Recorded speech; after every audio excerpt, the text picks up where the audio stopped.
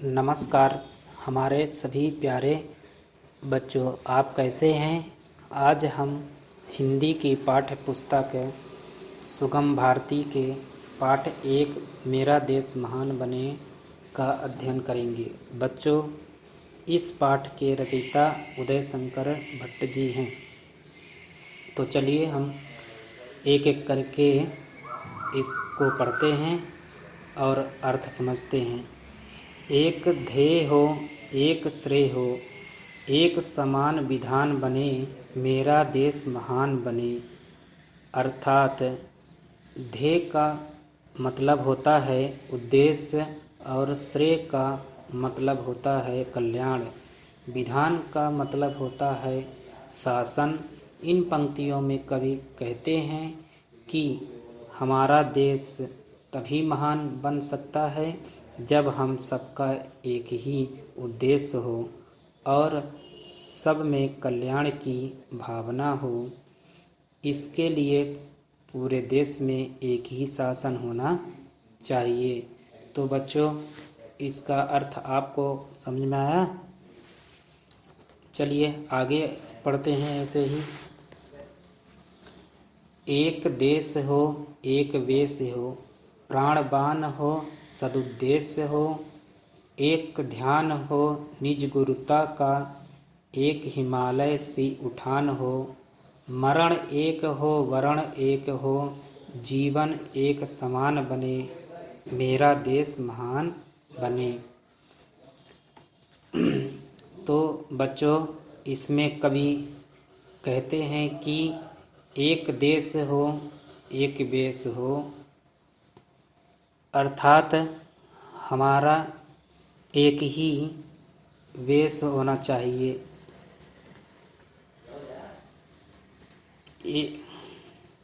एक अर्थात एक देश हो, अर्थात हमारा देश अलग अलग भागों में बटा हुआ ना हो, बल्कि एक हो, उसका स्वरूप एक हो, प्राणवान हो, सदुद्देश्य हो,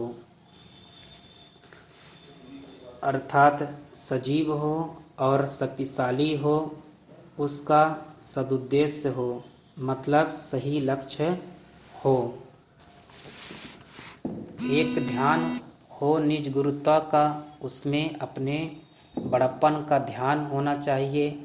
उसमें हिमालय पर्वत की तरह ऊंचा उठने की उमंग होनी चाहिए। उसका संपूर्ण जीवन एक समान मरण वरण की तरह बना रहे। इस प्रकार हमारा देश महान बने।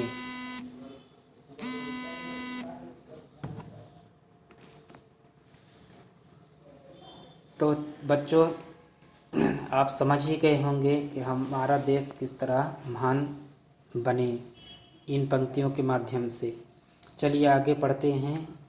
वज्र बने दुश्मन को, प्रिय को फूलों की मुस्कान बने, मेरा देश महान बने।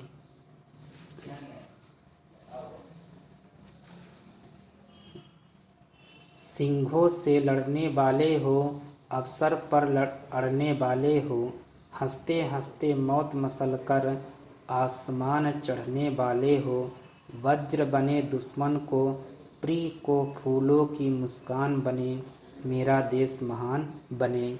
तो बच्चों, चलिए इसका अर्थ समझते हैं।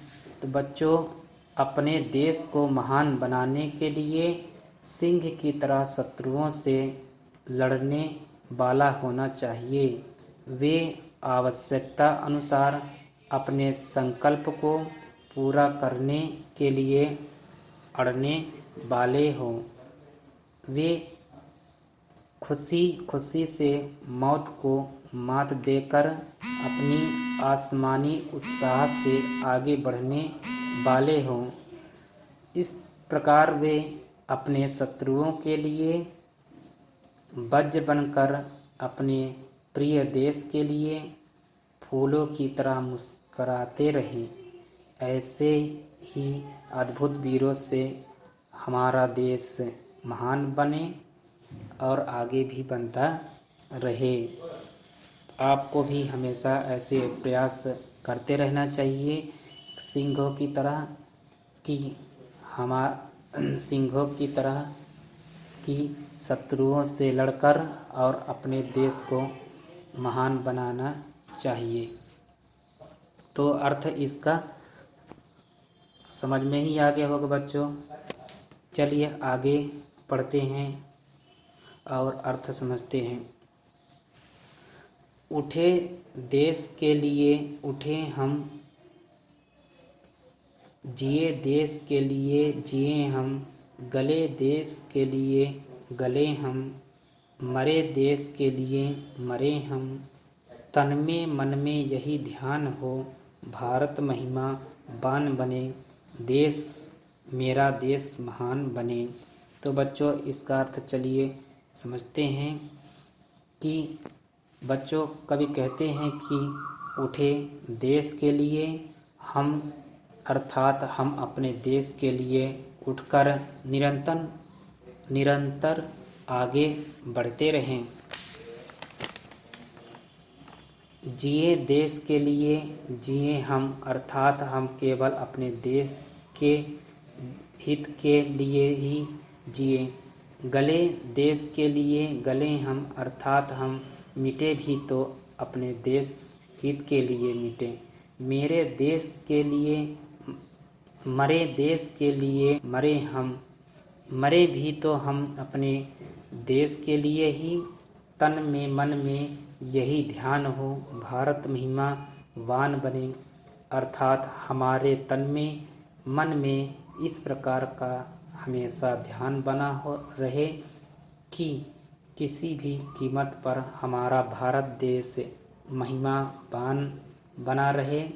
इस प्रकार हमारा देश महान बने और इसकी महानता पूरे विश्व में फहराए। तो बच्चों आपको इस कविता को पढ़कर अच्छा लगा होगा और इसका अर्थ भी समझ में आ गया होगा। नमस्कार, धन्यवाद।